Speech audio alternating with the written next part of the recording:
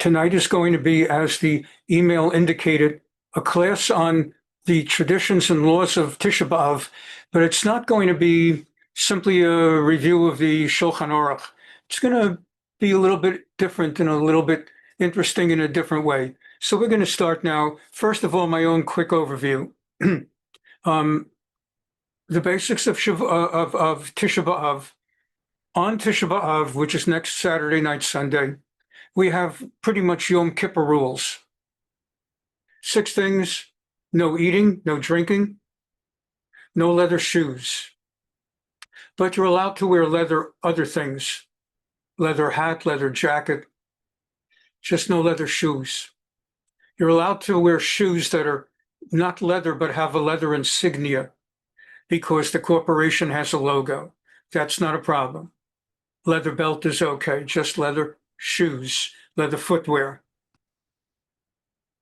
We're not allowed to wash, like to shower and stuff, and we're not allowed to anoint. That is, we're not supposed to put on perfumes and different salves and creams. And so that's, and husbands and wives are not supposed to be physically intimate. And those are the 6 rules as with Yom Kippur. But you are allowed to drive. You don't have the Shabbat rules of Yom Kippur. So you're allowed to drive, turn on lights, write, etc. That's going to be this coming Saturday night, Sunday. When Shabbat ends, you simply, in shul, we'll do it. You do a candle for Havdalah, but we don't drink anything because they're fasting.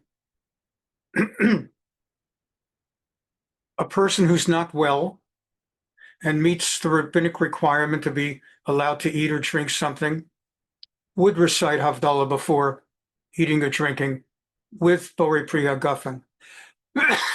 Many, instead of Borei Pri HaGafen, would drink something else. Some people use beer because it's supposed to be a Chamar Medina, a sort of kind of Bakavitic, honorable drink that you would offer a guest. And the rabbis end up with beer as an alternative to wine because of the rule about no grapes, no wine, no grape juice, and no meat during the, even now, during the 9 days. The reason for no meat and no wine is because those were offered as sacrifices to the Bein HaM'tzarim, the Holy Temple. Since the Holy Temple was destroyed on Tisha B'Av, in memory of that destruction, we do not have meat or wine. But they did not offer fish as sacrifices, so you may eat fish during the 9 days. And that's why you're allowed to drink whiskey during the 9 days. Again, I apologize. Something's going on with my lungs, and doctors are looking into it. So there's a little bit of coughing and a little bit pausing, but basically I'm kicking. I wondered many years ago, why is whiskey allowed? Because it's also alcohol. But the difference is that whiskey was not offered at the Bein HaM'tzarim as part of a sacrifice. Wine was. And that's why even grape juice is forbidden during the 9 days.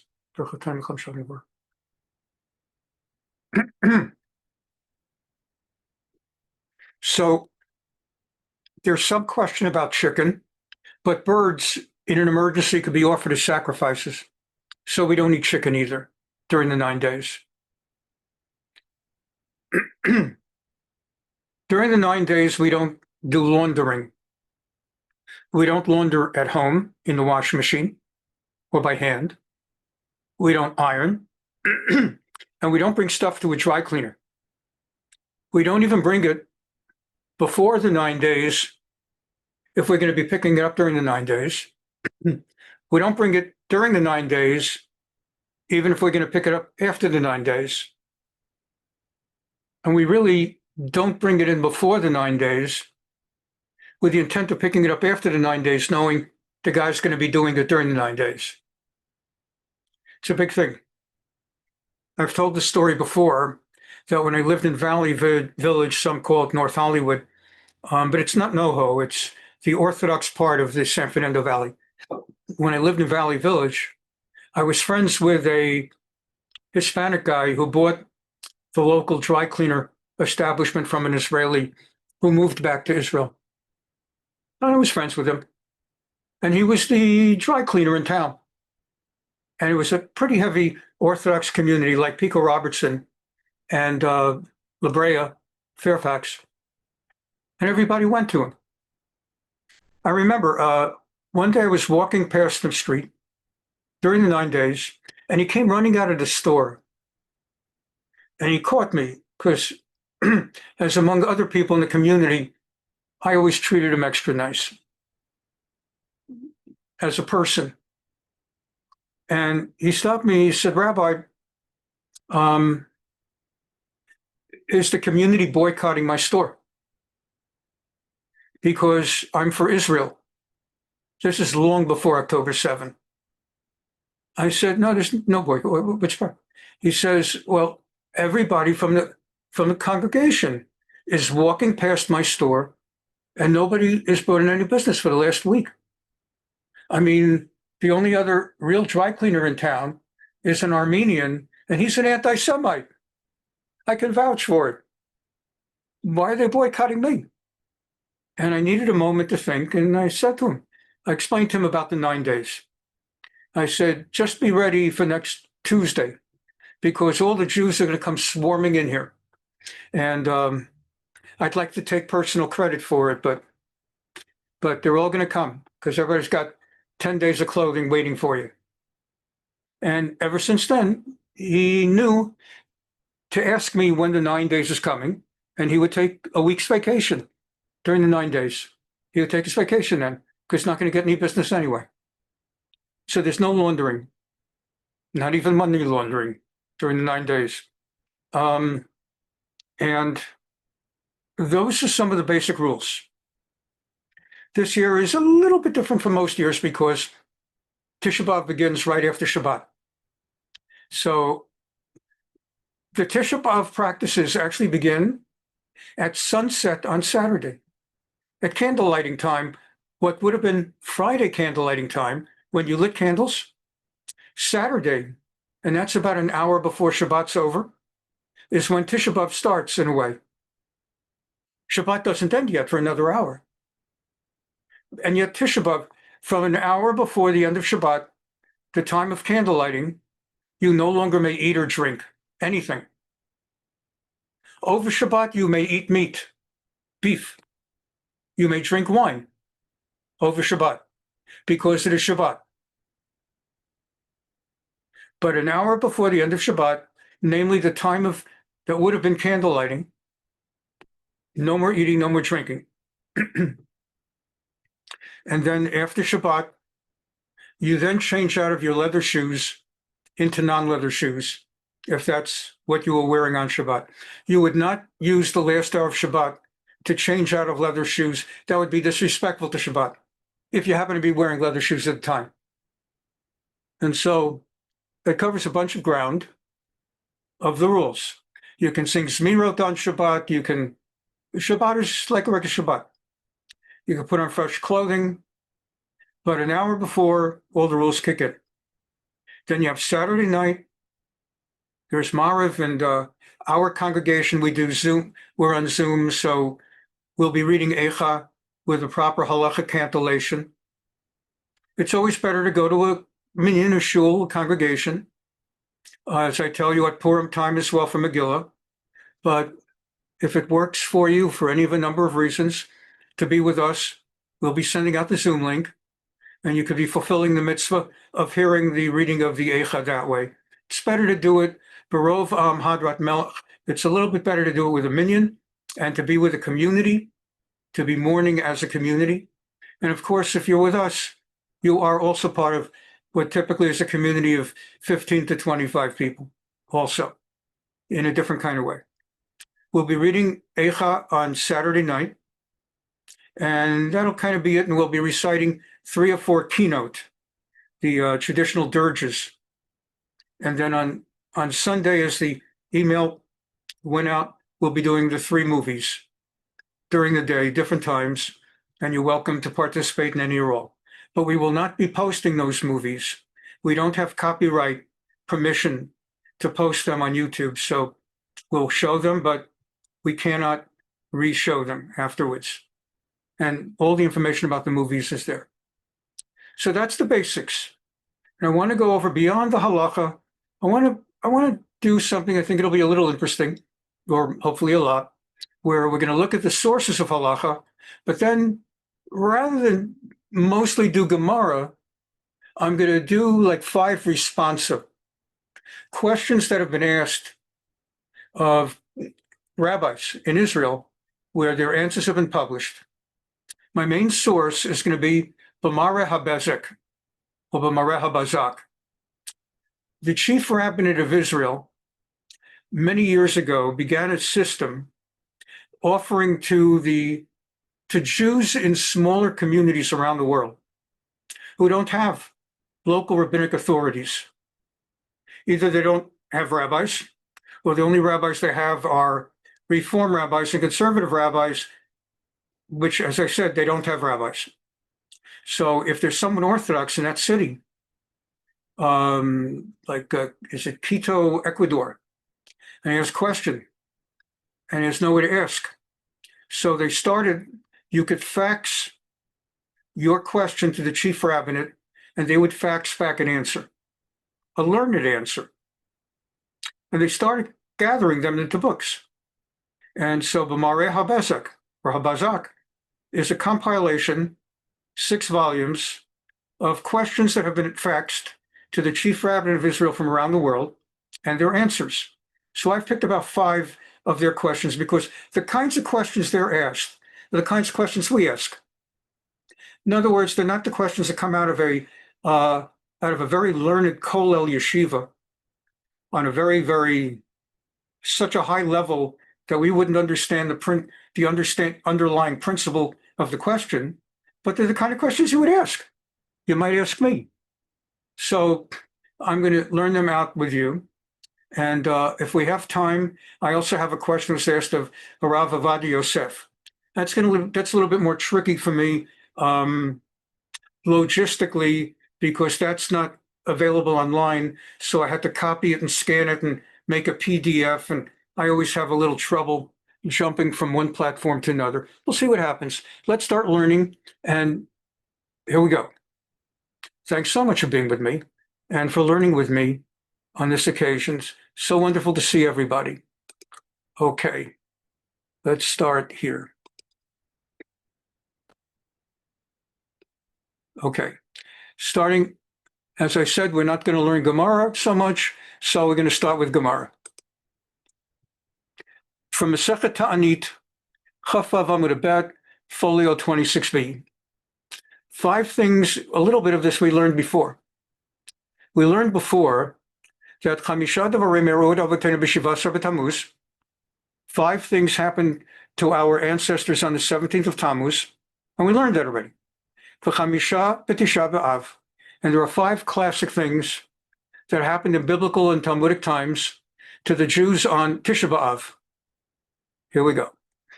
First, it talks about the 5 on the 17th of Tammuz, and we learned that 2 weeks ago. And then B'Tisha B'Av, here we go. What happened on 9th of Av? Number 1, Nigzar al Avotenu Shalei Kansu La'aretz.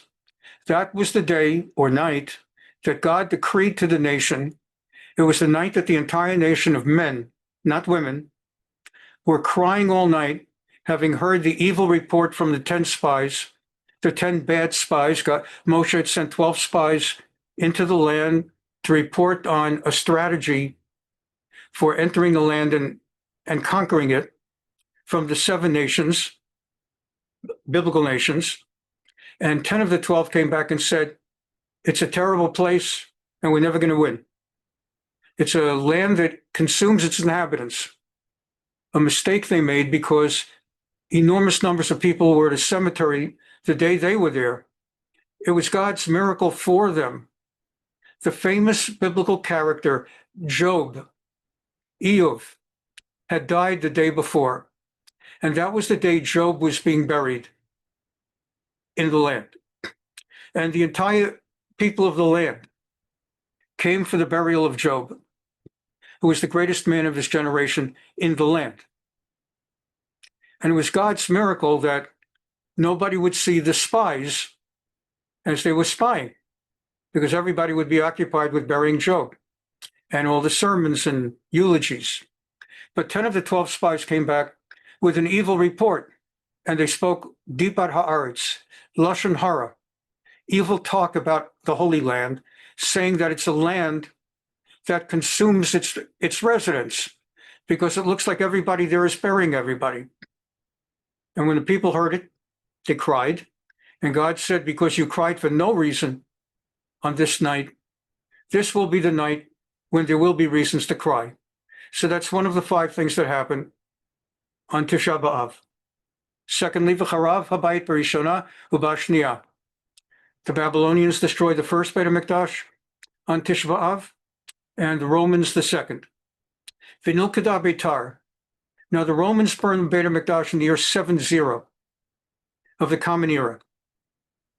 By the way, Jews, we refer to the years CE, 70 CE, CE, Common Era. And before 0, BCE, before the Common Era. The Christian world refers to as AD, Anno Domini. Mistakenly, people think it stands for after death. But actually, it stands for Anno Domini, which is Latin for the year of our Lord. Anno, like annual, anniversary, year, and Domini, the dominant one, dominion.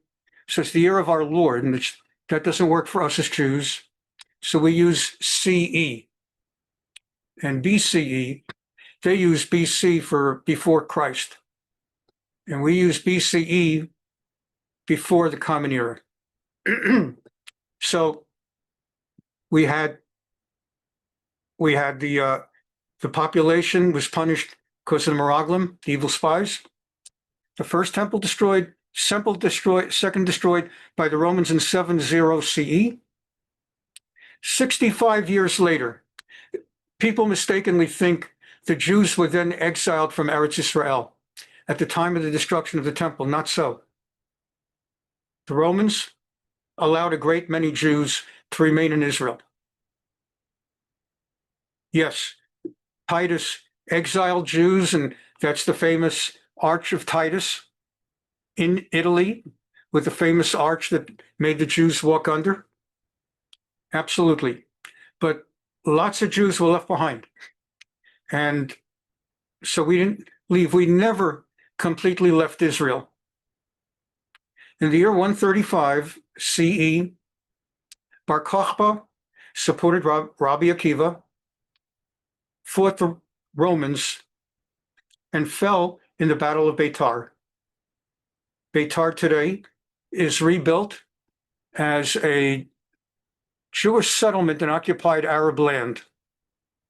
That's how Macron would call it, and the United Nations, and pretty much everybody else. Occupied Arab land. In reality, Jews lived in Beitar, fought for Beitar like Masada. It's on a similar equivalent to Masada.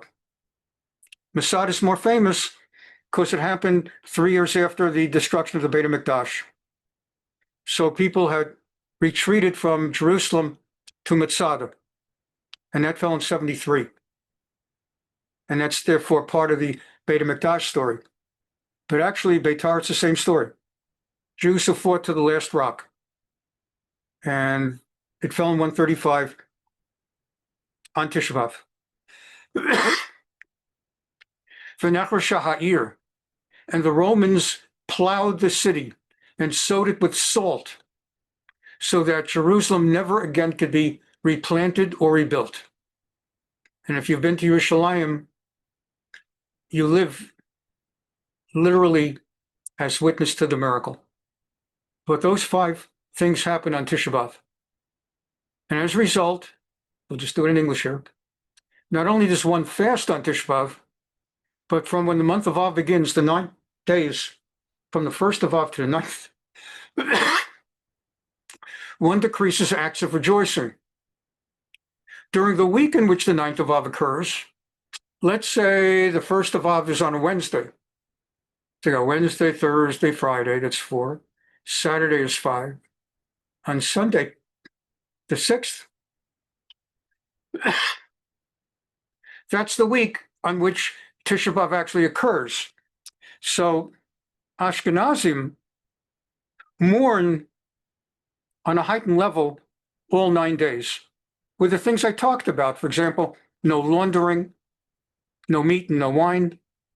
Sephardim only elevate the mourning during the actual week when Tisha B'Av falls. So as I said, if the month was Wednesday and the week of Tisha B'Av, that Sunday's the 5th of Av, so the Sephardim have not gone without meat and wine and laundering the first 4 days, only starting on Sunday, the week when it began. This year is really a big debate. Since Tisha B'Av is Saturday night, Sunday, a great many hold that the week in which Tisha B'Av falls this week is the single day of Saturday night Tisha B'Av. So there's like practically no mourning of no laundering and meat and wine. But majority hold, can't get away with it that easily. So it starts the previous Sunday, which would be the Sunday that just began a week ago, the week we're in right now. Okay. And it goes on. Mishnah cites a passage that concludes a discussion that there were no days as joyous for the Jewish people as the 15th of Av. And we learned that last year. We may or may not learn part of it this year. Tu B'Av. We're going to skip it for now because of time. Okay, we're going to skip the Tu B'Av celebration information. And then the Gemara goes on and on. It discusses the laws of Tisha B'Av and the 17th, and we're going to skip that because that would consume our entire class. But the main things to know are what we covered initially, which is, first of all, the idea of the leather rule. We were able to add for you. I'm constantly asked, Rabbi, what about my leather belt? That's not the issue. It's only the shoes. If the footwear has only leather uppers, may not wear it. Only leather soles, may not wear it. Leather insignia, may wear it. The reason in those days, they did not have paving like we have today, where you could actually walk outside, not in Los Angeles or Manhattan, but in many places you could walk outside and it's smooth. Here in Irvine, you could walk barefoot and it's a smooth walk. You wouldn't do it. It's hot and you might have a piece of glass but in the old times, you'd be walking on rocks and pebbles. So to walk without leather shoe, people would strap a piece of leather to the bottom of each foot and tie it, your original sandals. And if instead of leather, you had a piece of fabric, you would really feel it. And that's what that's all about. And the same thing with laundering. Nowadays, it's not as bad. People like us, thank God, if you can afford to watch me on Zoom, means you have a computer, other things, probably a printer, probably a phone, a smartphone. In the old days, they had one shirt, one set of underwear, one cloak, one garment. If you had to wear one and only one thing with no laundering, or maybe two, maybe had one for the week and one for Shabbat. That was really a tircha. That was a thing. Now you could have 10 pairs of underwear, 15, and you could just have some extra underwear, extra shirts, and you wear a shirt 2 days instead of one, and then you bring it all in. Very, very different. But in those days, those were ways to really feel it. Not washing, not anointing. Very different from nowadays. And now we have air conditioning. Imagine you're in a schwitz. It's August, it's later July. It's like 95, 100 degrees, and you can't wash. It's not good, and so on and so forth. Had these laws come into being now during our era, I bet you the rabbis would have had completely different things. They would have had things you can't use a smartphone for a week. They would have had different traditions. So why don't we update the traditions? These aren't such impossible traditions. So you don't have meat and wine. Not so terrible. Because, and this is something Orthodox Jews understand, a core critical component of being a real Jew and practicing real Judaism is that we connect with our ancestors. We literally connect with them. We mourn the way they mourned. And if we don't understand what they did, we experience it and we come to understand what they did.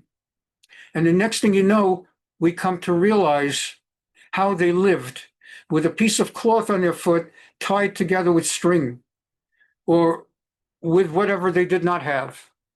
And we connect through the generations. And when Mashiach will come, when Mashiach Tzidkenu, our righteous Messiah, will come, and there will be Techiyat HaMeitim, and they will be resurrected from the dead, as will those who don't live to see Mashiach right away. Everybody's going to kind of get everybody. We're not going to just be saying, wow, what was that like? We're one people, and we're going to get it. And when they're going to say, never saw a book before, how do you worship to God with these codices, these codexes? What are these books? And you read from a book. I mean, where's the sacrifices? At least we'll have a little bit of a clue what they're talking about. So we connect. Let's go forward because there's much to cover, and I don't want to take too much on, but there's just so much. Okay. There are other things that happen on Tisha B'Av, and you hear it, but I want to keep me going quicker. I'll pull it off Wikipedia here. The following things happened on Tisha B'Av. The first Crusades, and then there were more. Started with France and Germany.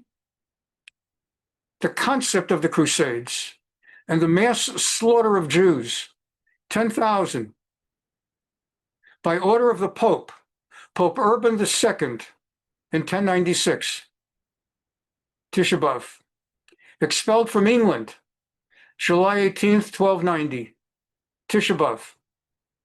Expelled from France, 10th of Av, well, the building still was burning, in 1306. Expelled from Spain, the famous 1492. On the 7th of Av, we learned the other day that's when Babylonia, that's when the Vuzaradan entered the temple. Germany entered World War I on Tisha B'Av. It's a long explanation, but Germany had alliances.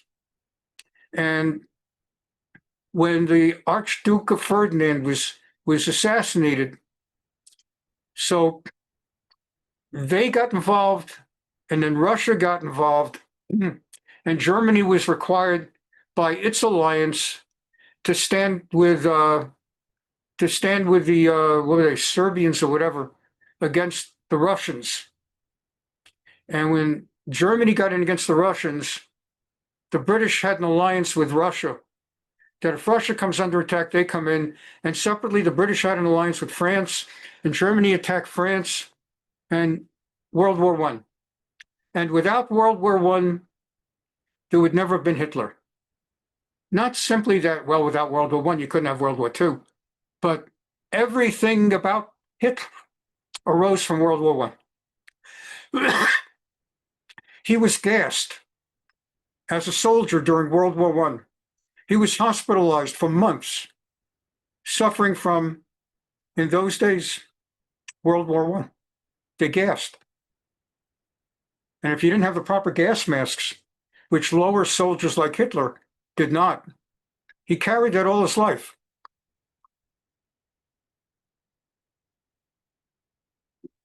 And the people of Germany who negotiated the final armistice at the end of World War I included several Jews. And the armistice did not give Germany a good deal. Germany got stuck with reparations that bankrupted. And Jews were such a minority. How did it work out that the team that was sent by the government to negotiate the armistice were Jews? And some Goyim too. So Hitler blamed the Jews for bankrupting Germany by negotiating that armistice. See how it worked? It all started with Tisha B'Av. And on Tisha B'Av, 1942, that was the day they started deporting from the Warsaw Ghetto. But Rabbi, I thought the 27th of Nisan, like a week or two after Pesach, that's Yom HaShoah, the Warsaw Ghetto. That's the day that the Warsaw Ghetto uprising began, on Yom HaShoah. But on Tisha B'Av, it was all over. It's a miracle, and we're proud that from April, 27th of Nisan, they stood up until August, or what? Until July. So that's April to May, June. They held back the Nazis for 3 months, practically unarmed, with what they were able to put together. And the Nazis had tanks, and they held them back for 3 months. They killed a lot of Nazis. But on Tisha B'Av, it fell. And Iran bombed the Jewish Community Center in Buenos Aires, killing 85 Jews on 10th of Av. And nobody says this, and you won't find it anywhere, but I had a hunch. The day that Obama became a nationally famous figure was the day that he addressed the Democrat National Convention, and that was Tisha B'Av. That was the day that Obama went from being a not well-known Illinois senator, junior senator, who basically just voted present, to becoming a national figure who had emerged as the obvious next Democrat candidate. I was on Tisha B'Av. Take it or leave it, that's what it was. So let's see what the Shulchan Aruch says. In Siman Tov Kuf Nun Aleph, 551. We'll mostly go with English here. From Rosh Chodesh Av until the fast, we minimize business transactions and building of joy, like to build a new house, or complete building a house. Let's say you're building a house, and they were supposed to be done on July 10th, and they're behind schedule, and they're still building on Tisha B'Av. You give them a week off. You're not supposed to be building on Tisha B'Av. Now, if you're fixing destroyed property, usually that's okay. But you're moving into a brand new house, God forbid out here, the Pacific Palisades, and now it takes a year or 2 or 3 or 4 or 5 to get a building permit. And then after waiting and waiting and waiting, the thing finally is about to go up, and it just another week, you'll have to wait another week. No building on Tisha B'Av. And then there's, let's say your kid is getting married and it's going to move into a new house, and you, the father, are a developer and you're building a house for your son or daughter. Nope, not on the 9th of Av, not on that week in which 9th comes. We are just improving the house, putting fancy molding and decorating, not during the 9 days. Or you're planting in your garden, not during the 9 days. If you have a wall that's leaning to fall, now if it's leaning Tower of Pisa, you leave it alone. But if it looks like it needs support, you should support it. That's okay. That's a different story.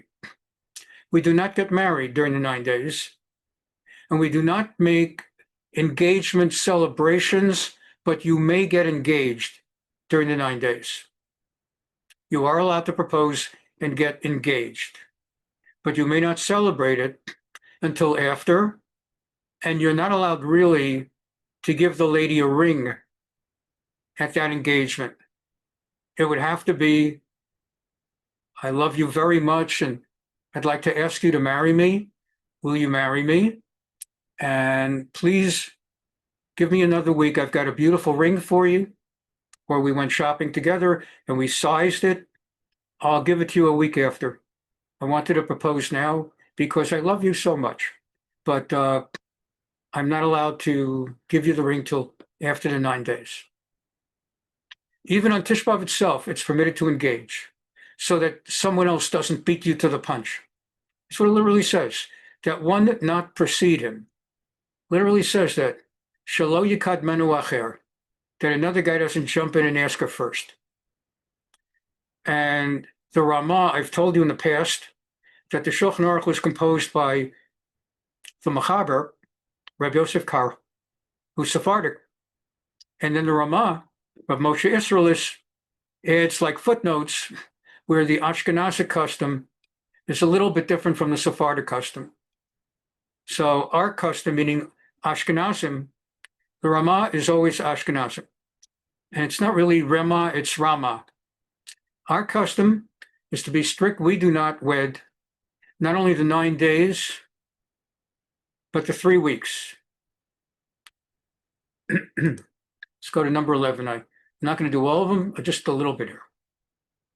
There's one who says that those accustomed to do not eat meat in either the 9 days or Sephardim the week the Tisha B'Av falls.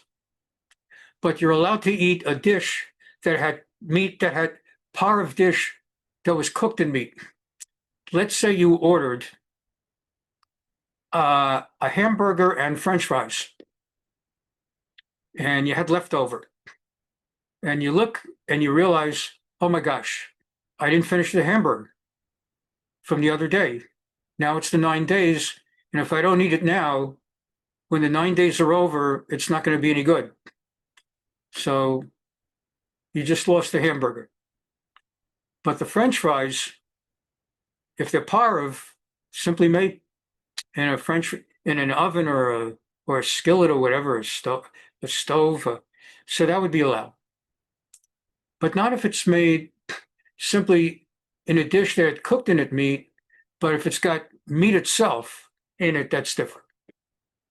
And it's forbidden meat of fowl, salted meat, sweet wine. Yet permitted to drink wine for Havdalah during the 9 days. Last Saturday night, Havdalah was allowed for Sephardim. Almost always, when Ashkenazim have a different custom, we are tougher on ourselves. The only difference is in the month of September, the Sephardim get up way, way earlier for davening in the month of Elul, the month before Rosh Hashanah. But on almost everything else, Ashkenazim are really tough on ourselves in the way that Sephardim are not. It's a lot more than just rice on Pesach. So, Sephardim may have wine and Havdalah, the Ramah, and we, Ashkenazim, are accustomed to be strict, of course, and not drink wine for Berchat HaMazon or Havdalah. Rather, we give to a child. We recite Havdalah over wine, and we have a child drink the wine. But Rabbi, how can you let a child drink alcohol if he's under 18? That's the Goyim. We don't have that. Children may drink alcohol in our system. And interestingly enough, we do not have, there may be exceptions, there are outliers for everything, but we're not the Irish, okay? The Irish are strict, and all these people that are strict, no alcohol till you're 18, And on the night of your 18th birthday, everybody drives a car across the state line where you could start a year earlier at 17, gets drunk, and then you drive home and kill them and get themselves killed on the road. We don't have again, there will be outlier cases of people, Jewish, who do have drinking problems. And it's not a joke, and and that's why, thank God, we have the alternative of grape juice. But yeah, we give it to a child to drink the wine from Havdalah, and in a place where there's not a child, to be able to give the wine from Havdalah last Saturday night, then if you said a bracha on the wine, you could drink it yourself. Or as I said earlier, many drink beer instead. Okay, at a mitzvah meal, let's say a bris falls during the week of Tisha B'Av, or Pidyon HaBen, the baby's 30th day, firstborn, first out of the womb, but not born to a Kohen or a Levi, father or mother. So there's redemption of the firstborn. It's a mitzvah meal. Namely, it takes place and you have words of Torah and people sit and eat. Or a siyum of a tractate. You finish learning a major section of Gemara. Everybody's invited to celebrate with a meal or an engagement meal. We eat meat and drink wine. All those who are relevant to the meal. So the guy who's doing the siyum, or the father of the son and the immediate family, but you don't make it a big community meal if it's during the 9 days. You should minimize and make it as few as possible. On the week that Tisha B'Av is, there's not to eat meat or drink wine, except for the first 10. That would be for that. All who eat meat in a place that is accustomed in it a prohibition, he's a breaker of fences, and may he be bit by a snake. Okay, so what's that about? In a community, we look at the community custom. What is the custom in the community? Do you eat meat like the Ashkenazim? Well, we don't. Or like the Sephardim. Is it a Sephardi community? Do you eat meat? Do you drink wine? And you follow the custom of the community. This is a very big thing, to follow a custom of the community, when it could go either way. Now, I mean, what if you live in Santa Ana? So in Santa Ana, the custom of the community is to eat treif. I mean, what am I going to tell you? You don't, what if you live in Pacific Palisades? So the custom is to eat treif and tintamari. What am I going to tell you? So obviously, we're not talking about that. We're talking about B'nai Torah. You're in a Jewish religious community, and some communities have customs. It's like during the Omer, some people have these strict mourning rules from the 1st to the 33rd. And then from Lag BaOmer till 49th, it's a green light. And others have a green light for the first week and a half till Rosh Chodesh Iyar. And then red light for the month of Iyar and the first 3 days of Sivan. And then for the next 3 days going into Shavuot, it's a green light. So you follow the custom of the community. And I'm not going to keep reading now from the Shulchan Aruch because I have more material to cover, but question becomes, you're allowed to go to work on Tisha B'Av. Like, for example, there was a period of time I was practicing law at major law firms, not my own law firm, major law firms. So I was a rabbi for 10 years, Baruch Hashem. And then for reasons beyond my control, I became an attorney. And during those years, because I was at a major law firm like Jones Day or Aiken Gump, it wasn't so easy to have a day off. And I'm not going to take time out now. I probably already have told you some of the stories, what it took just to be able to get out of there on Sukkot for the first days of Sukkot or Simchat Torah. Or not easy. Very, very hard. Obviously, no way was I going to work on Simchat Torah or Shmini Atzeret, but things they pulled on me and what I had to go through, and I had to pay a price, paid a big price. So the question becomes, how about Tisha B'Av? I told you at the beginning of class, you're allowed to drive, turn on lights, use the phone. We have Yom Kippur rules, but not the Shabbat rules of Yom Kippur. So the halacha is, if you live in a community where the custom is not to work on Tisha B'Av, you do not go to work on Tisha B'Av. And anybody who violates the community standard, may he be bitten by a snake. That is not I who am talking. I just read it from you straight from the Shulchan Aruch. Doesn't mean that they bring out snakes, but that's the feeling. That if he is bitten by a snake, don't come to me crying. So if it's a community where the custom is everybody works on Tisha B'Av, then Shulchan Aruch says go to work on Tisha B'Av, because it's not right, but it's not forbidden. But the Shulchan Aruch adds, if you live in a community where people go to work on Tisha B'Av, go ahead and work on Tisha B'Av, but know that you will not get nachas from that day. You will not come out with money from that day. Let's say you earn $1,000 a week. That would be $50,000 a year. $1,000 a week for a 5-day week. You earn $200 a day. If you go to work on Tisha B'Av in a community where people go to work on Tisha B'Av, which means you're going to earn $200, you will not have $200. Something will happen in the next 354 days of that lunar calendar year that you're either going to lose $200, your car gets scratched, something will happen, or $200 you would have earned will fall by the wayside. That someone at Jones Day will say, we need somebody to deliver a speech and the honorarium is $200. Would you like to do it? I'd love to do it. Oh, I've got to be in court that day. So I lost $200. And I'll never, you just shrug. You lost $200 because you went to work last Tisha B'Av for $200, obviously make more than $200 a day there. But that's how that works. So you shouldn't work on Tisha B'Av.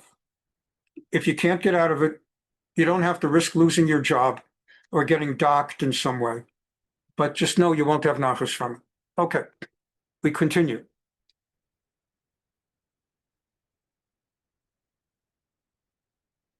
First question, Mara Habazak. These are called Responsa. Why is it called Responsa? That's the word, plural for responsum, Latin.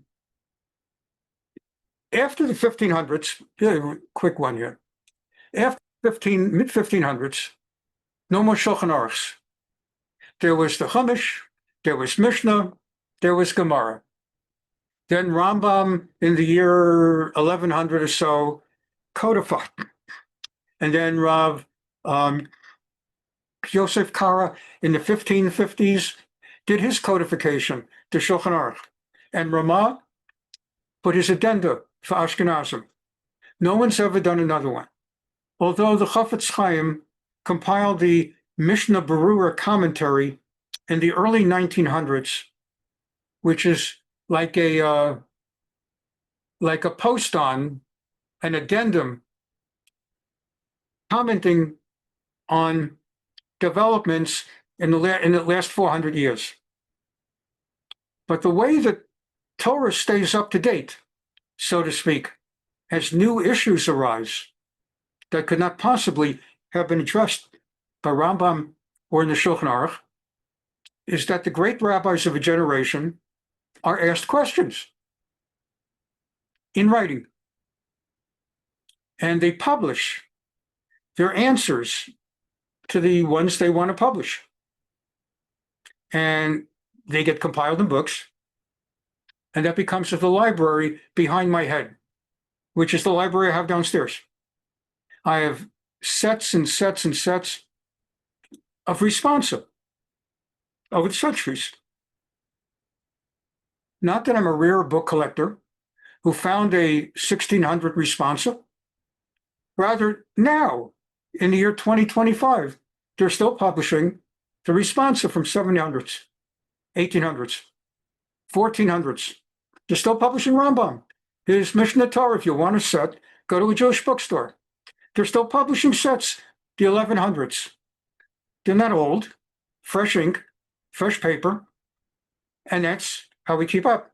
So B'Mareha, the Responsa, like B'Mareha Bazek, keeps things up to date and answers questions. Let's go. Volume 3, Teshuvah, Responsum 61. Again, as I told you at the beginning, communities around the world fax their questions to the chief rabbinate of Israel, and they assign someone like, he's now passed away, Rav Shaul Yisraeli. He was a great giant Torah Gadol, and he would answer short and sweet, and he would fax the answers back. This is from Quito, Quito, Ecuador. Quito, Ecuador, in Tammuz, 5753. Now we're in 5785. 53 from 85 is 32. So this is 32 years ago. 32 from 1993. Okay. Bar mitzvah b'Tisha B'Av. B'Tisha Yamim. What do you do in a case where a boy was born and his 13th birthday on the Jewish calendar falls during the 9 days? Should we postpone his bar mitzvah? You cannot do a bar mitzvah earlier because he's just not 13 yet. And it is allowed to postpone a bar mitzvah to later for any of a number of reasons. And I've seen this so many times.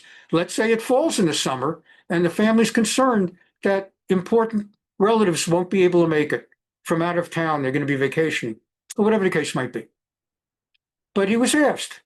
The issue is not that relatives would like to do it a different time. Question is, can we have a simcha during the 9 days if we just want to have his bar mitzvah on his proper 13th birthday?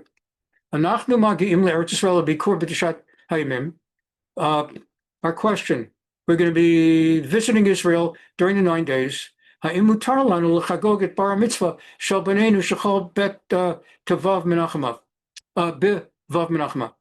allowed to do the bar mitzvah? His bar mitzvah falls on the 6th day of Av. Kate settled and Hog, and if we're allowed, how do we do it? 1. Sudat bar mitzvah hanerechet b'zmana, for someone who does a bar mitzvah and wants to do it on its exact date. Dahainu b'leil yom huledet shalaben. In other words, the evening of the boy's birthday, because Jewish days begin in the evening. So you literally want to start the party the night when he's 13. Nechshevet l'seudat mitzvah. It is considered a seudat mitzvah, which is, it's not a regular dinner. And it's not just a regular dopey party, but it's a mitzvah party. Like, it's not like that Adam Sandler movie, You Are So Not Invited to My Bat Mitzvah. If you've had the joy of watching that movie, not. That's the disgrace that exists among so many American Jews. It's just an absolute disgrace and embarrassment. But let's say you're having a proper Torah dik bat mitzvah, and you're going to be gedolim, rabbanim, and everything's going to be strictly kosher. There's going to be divrei Torah. People are going to have Torah comment, and everybody's going to be dressed properly. The imdor shimsham b'divrei Torah, and rabbis will be, or other people will be delivering like sermonettes on Torah. He nechshavet l'sudat mitzvah gam tishe'ena nerechet b'zmana. That's considered a holy meal and celebration, even when it's not on the birthday. Even if you postponed, let's say you bought tickets to fly to Israel, and you didn't realize it was the 9 days. Now the tickets are not refundable. You're going during the 9 days. You were going to be going. You thought it would be a week or two after the bar mitzvah. Turns out it is on the bar mitzvah. Or the bar mitzvah was a week or two earlier, and you're going after the bar mitzvah. It's still a mitzvah. Mutar laroch seudazu b'basar v'yayin. You are allowed to have meat and wine. Af b'shavua shechol bo Tisha B'Av. Even the Sephardim, who are strict at least on the week when Tisha B'Av falls. The Ashkenazim are all 9 days. Even with the Spartam, you're allowed to have meat and wine. Even if it's not exactly the kid's 13th birthday. As long as words of Torah are spoken. The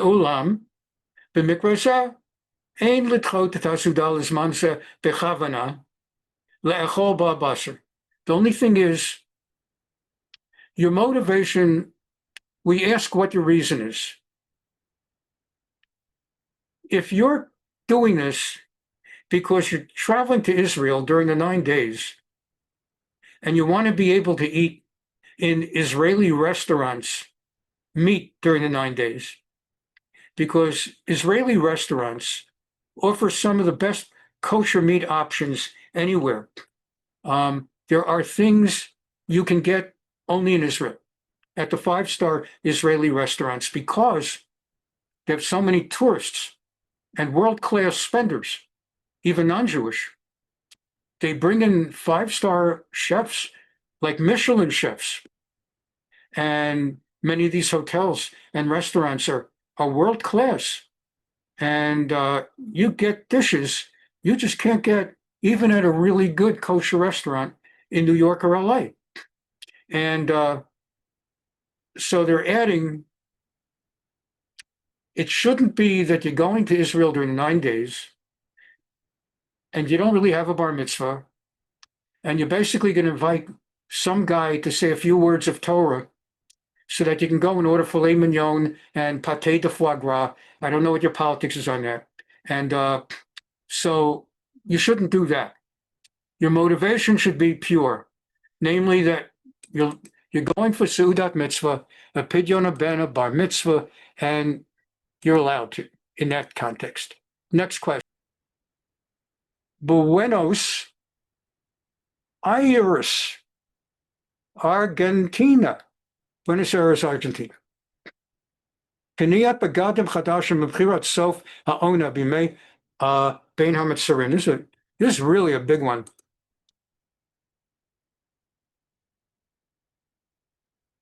Let's say you buy clothing and you look for the midsummer sale. There's always, like, women's clothing could be expensive, and there's like a sale in January after Christmas.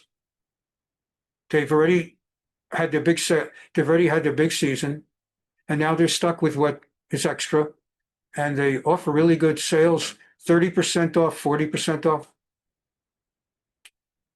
A rabbi knows that when you're living on a rabbi's income and you're not also an attorney, that's when you buy your clothing. And after December, also for the kids when they were little. When's the other big sale? Right now, late July, early August. After the summer, they've had their summer season. They brought out their summer line of clothes. They sold their summer line in May and June, so everybody would have the latest summer styles. And now it's July, August, and the only ones buying now are the ones that were waiting for the after summer sale. So there's 30% off and 40% off for 1 week. And let's say you buy nice clothing at like a Neiman Marcus or Saks Fifth Avenue or Bloomingdale's or whatever, and it costs a lot, and the sales are substantial. And those anti-Semites, there's no more anti-Semites anymore. Those anti-Zionists have their midsummer sale on the 9 days. It's like every year, the best sales are the 9 days. So are you allowed to? And the answer is, if it is substantial savings, and that's why you're buying it, you actually have al yesh al mi l'smoch. There are rabbinical authorities whom I relied on when I would buy clothing that I didn't originally, and as I became more and more aware of the variation of rabbinic opinions, I saw that there are many authorities who permit purchasing, because you're not allowed to say Shechayanu, not allowed to recite Shechayanu during the 9 days. And when you buy new clothing, you recite Shechayanu. So on one foot, al regel achat, how could you? And on the other hand, it's hefsed meruba. It's a tremendous amount of money. So let's see. Mekubal b'olam shachaniyot or chot mechirat sof ona. It is accepted all over the world that stores have end-of-season sales, b'hanachot gedolot, with incredible discounts, lifamim at 50%, 50% min hamachir, like 50% off price. B'Drom America, because this guy's in Buenos Aires, in South America, for example, chala mechirazu b'derech klal bizman yemei Bein HaM'tzarim. It's like every year, the big 50% sales are during the 3 weeks. She'elati, my question, ha'im mutar az liknot begadim na'alayim u'devarim achirim. May I purchase clothing and shoes and other stuff during that season? Ha'im yesh binyan ze hevdel bedin bein shlosha hashavuot l'tishat hayamim or l'shavua shechol bo b'tet b'av. And is there maybe different levels of strictness, whether you're buying during the 3 weeks, or whether you're buying on the 9th of Av versus you're buying on the week in which the 9th of Av falls, or you're buying during the 3 weeks? V'mutar leknot ha'im gam mutar lechadesh et hadavar or yesh lamtina l'achar Tisha B'Av. And if you are allowed to buy, are you allowed to wear it? Or do you have to just keep it in storage till afterwards? Teshuvah, the Responsa. Number 1, Aleph. The Talmud lo matzinu dinim yuchadim liyamim sheben yudzayin b'tamuz l'rosh chodesh Av. Nowhere in the Talmud does it actually say laws for the 3 weeks. There are laws for the week that Tisha B'Av falls, but there are no specific laws. It refers to as a sad period. Omnam yesh no hagim. Bein HaM'tzarim shelo lebosh bechadash. Now it's true that many have the custom not to wear new clothing during the 3 weeks. Kol she'ilu haya levsho b'shar yemot hashana haya tzarich levarech shechayanu. Any kind of garment that for which you would have to recite the Shechayanu bracha upon the first time wearing it, many have the custom not to wear such a garment excuse me, during the 3 weeks. Uv'ta'am hadavar amru, ech nevarech shechayanu l'zman hazeh, v'zman hino zman shel paranu v'tzar l'chlal Yisrael. And the reasoning is, how can you recite a bracha? Thank you, O God Almighty, for giving us life to this time, that you've brought us to this wonderful time, when it's not a wonderful time. It's a time of tragedy and calamity. So how could we be allowed to buy a garment that requires reciting that celebration? Now,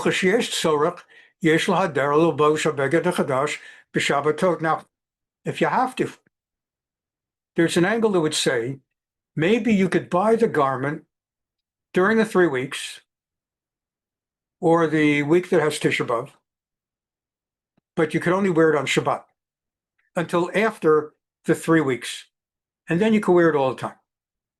Shabbatoch yemei Bein HaM'tzarim v'vorech alav Shechayanu, and you can recite Shechayanu on Shabbat. Just as I taught you earlier today, on Shabbat you could eat meat and wine. V'ulam li'achar Rosh Chodesh Av. However, one might say that during the 9 days, that is not just the 3 weeks, but the 9 days, she'az mema'atim b'simcha, a time when we are even less happy, ein lovosh begadim chadashim after Shabbat. Maybe we would say you should not wear new garments even on Shabbat during the 9 days. Uleminhag ha-Sephardim, as Sephardim go, where they're more lenient and they are restrictive only the week when Tisha B'Av falls, there may be mutar after Shabbat, shel achar Rosh Chodesh Av. Maybe with Sephardim, they would be allowed to buy a new garment during the first part of the 9 days before the week when Tisha B'Av falls, such they would be allowed to wear on that Shabbat. Number 2, bet. Bigadim chadashim sheinam chashuvim. Now, as for lesser garments, kamo garbayim o nalayim, like socks or shoes, although there are some shoes that cost a lot more than dresses and men's suits. Shabalav hochi ein mavorchim aleim shachiyanu, but we never recite a shachiyanu on socks or shoes. So maybe mutar lov sham Yudzayin b'Tammuz ad Rosh Chodesh Av. So maybe with them, that would be okay to buy socks and shoes during the 3 weeks. Now, Rosh Chodesh Av ad Liach Tisha B'Av, as far as that week when Tisha B'Av falls, asur leknot begadim or kol davar chadash hagorem simcha l'rochesh. You're not allowed to buy garments that will, or anything new, that will make the owner feel just so happy. Afilu im mafsidim bakach et hanachot shel mechirot sofa ona. Even if we say that by prohibiting him from making such a purchase during the week of Tisha B'Av, he will lose out on a big sale. Ve'ulam, however, kisha have said gadol b'miuchad, but when the lost discount is really, really big, 50% off, and 60% off, and 75% off, nitan lerchosh, then maybe it would be okay. Umin haroi sheyasa al yedei goy. But if you do it, at least let a goy buy it for you. Have a goy do it. Give the goy the money to go into Neiman Marcus. Make sure he buys the right thing, or she. And if it's really big, so if it's 10, 20% off, no. But I've seen, like when I would go shopping with Rabbi and Ellen Zichron Livracha for some special occasion, I've seen how they'll have like 25% off or 40%, and then they'll have another tag on top of that, take 20% off to 25% off. And then on like the last day or two of the sale, they'll have like take another 30%. Well, it's really like a sale that only an anti-Zionist would make such a sale on the 9 days. So in such a situation, so it's not an absolute black and white, and you have to consult with a rabbi. I was just asked the question today, as a matter of fact, about something. And my first response, whether it's allowed or not, during this period, my first response was, why do you have to do it now? Why can't it wait till after Tisha B'Av? Because now you understand what we've been learning here. I'll take the question in a second. The last one, and then we're out of time anyway, but it's like once a year to do this. What's this one? Also a big one, very big in Israel, but in America too, and other countries, is a very big one. And then we'll take Janet's question. Are you allowed to go on vacation during the 3 weeks? Again, look when the 3 weeks comes out. So if Babylonia or Rome is doing their thing, so those are the worst 3 things, the worst 3 weeks that ever will exist in history, makes October 7th look like nothing. God forbid. But usually, the 3 weeks are a time for vacation. It's July and August. Again, from Quito, Ecuador. Tiyul v'nofesh b'mei Bein HaM'tzarim. Going hiking or traveling or vacationing during the 3 weeks. Ha'im mutar l'tzeit l'tiyul v'nofesh mishpachti b'tekufat Bein HaM'tzarim. Are you allowed to go traveling or vacation, family vacation, during the 3 weeks, particularly the 12 days before the 9 days? Lifnei Rosh Chodesh Av. Ha'im nitan להתחשב בכך שזה הזמן היחיד השנה שבו יש לנו אפשרות לצאת לנופש.